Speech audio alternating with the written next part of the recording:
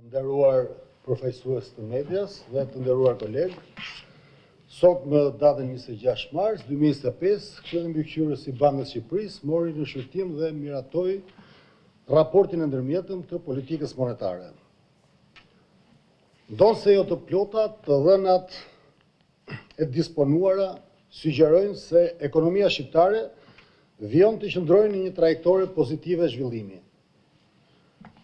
Vëllimi i aktivitetit ekonomik, punësimi dhe pagat kanë ardhur në rritje gjatë 2-3 muajve të fundit, inflacioni qëndron në nivele të ulta, tregjet financiare shfaqen të qeta, ndërsa kreditimi ka shënuar një rritje të shpejtë dhe të qëndrueshme.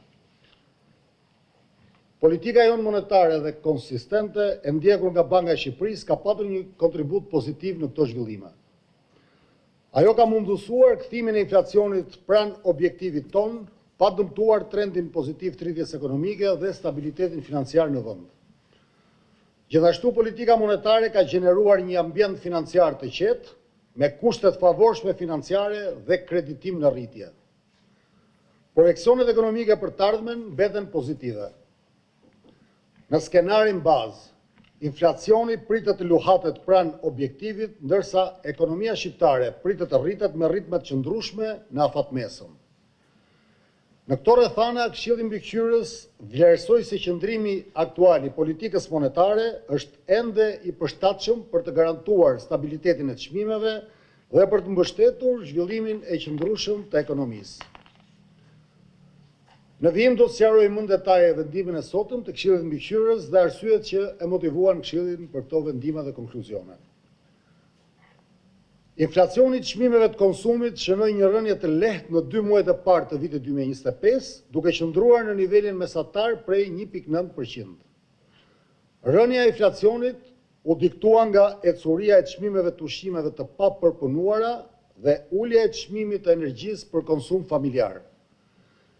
Nga ana tjetër, inflacioni i çmimeve të artikujve të tjerë të shportës së konsumit ishte relativisht i qëndrueshëm.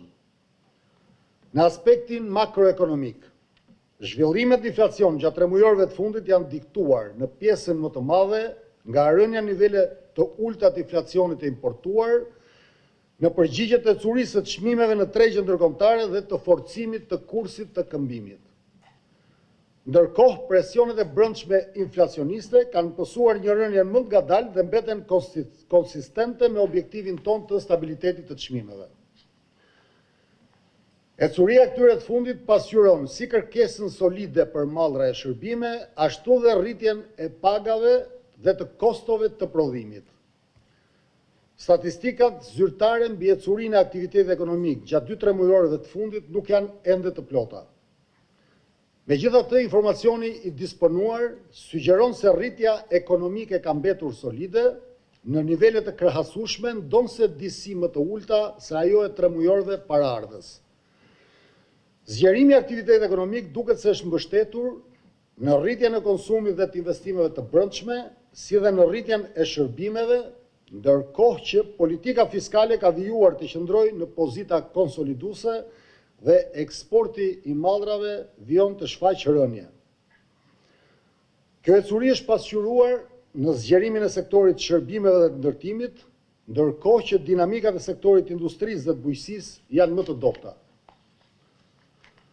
Zgjerimi i kërkesës agregate është shoqëruar me rritjen e punësimit, rënjen e normës së papunësisë dhe vijimin e rritjes së pagave në sektorin privat. Kështu, sipas të dhënave të Instatit, punësimi në 3 muajorin e 4 shënoi një rritje vjetore prej 1.8%, ndërsa pagat në sektorin privat u rritën me 9.5%. Në të njëjtën kohë, norma mesatare e papunësisë gjatë vitit 2024 zbriti në nivelin e 8.5%, kundrejt nivelit 9.5% të shënuar gjatë vitit 2023.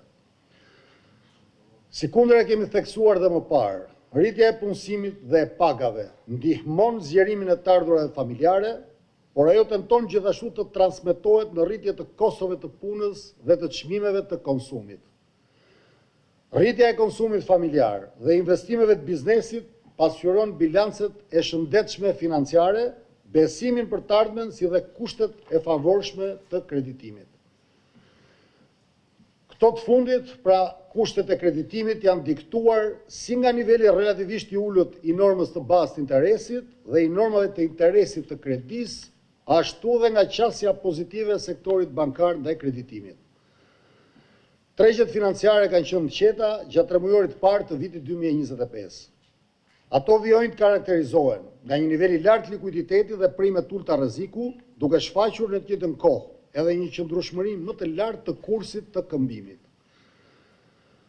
Përpasoj, kredia për sektorin privat ka vijuar të rritet me ritme të shpejta, prej mesatarisht 16.7% gjatë 2 muajve të parë të vitit, duke shfaqur në të njëjtën kohë një shpërndarje të mirë sektoriale dhe një cilësi të mirë portofoli. Një zhvillim specifik i 2-3 mujorëve të fundit ka qenë reaktivizimi i kredis në valutë, si pasojë e uljes së normave të interesit në tregjet europiane dhe rritjes së shpejtë të kredis akorduar bizneseve për investime.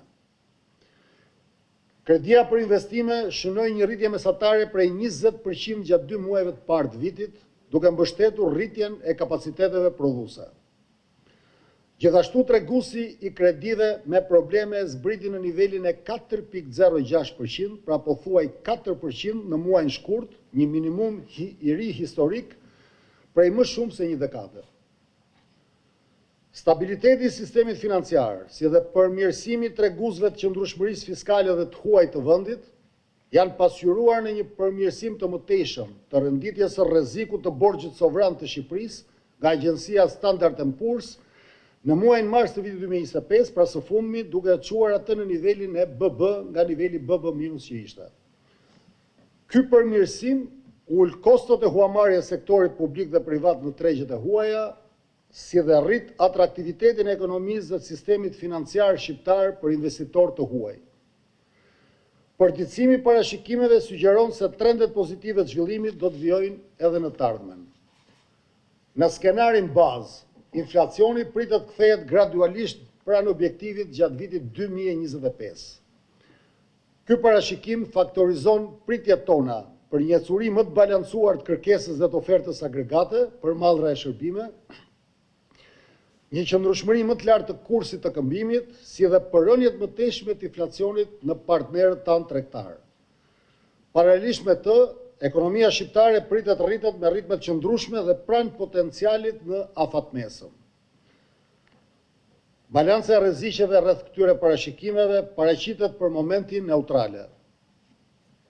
Megjithatë, tensioni i lartë gjeopolitik dhe rritja e mundshme e barierave dhe tarifave tregtare mund sjellin një goditje oferte me pasoja potenciale negative në rritjen ekonomike dhe në inflacion. Bazuar në sa më sipër, Këshilli Mbikëqyrës i Bankës së Shqipërisë në mbledhjen e sotme vendosi të mbajë të pandryshuar normën bazë interesit në nivelin e 2.75%, të mbajë të pandryshuar normën bazë interesit të depozitës njëditore në nivelin e 1.75% dhe gjithashtu të mbajë të pandryshuar normën e interesit të kredisë njëditore në nivelin e 3.75%. Këshilli Mbikëqyrës gjykon se qëndrimi aktual i politikës monetare mbetet i përshtatshëm për përmbushjen e objektivit ton stabilitetit të çmimeve në të ardhmen. Gjithashtu Këshilli Mbikëqyrës vëren se balanca e përgjithshme e presioneve afatmesme po afrohet gradualisht drejt objektivit ton të inflacionit. Në këtë kontekst, vendimet e ardhshme të politikës monetare do të vijojnë të kushtëzohen nga informacioni i ri dhe në veçanti nga analizat dhe vlerësimet mbi ecurim e presioneve të brendshme inflacioniste. Këto vendime do të jenë gjithnjën përputhje me objektivin ton të stabilitetit të çmimeve, si edhe konsistente me kahun e politikës fiskale dhe ecurinë e kursit të këmbimit të të ardhmen. Ju faleminderit. Kjo ishte deklarata e Këshillit Mbikëqyrës Bankës së Shqipërisë pas mbledhjes së sotme. Nëse ka pyetje, nuk ka pyetje, faleminderit.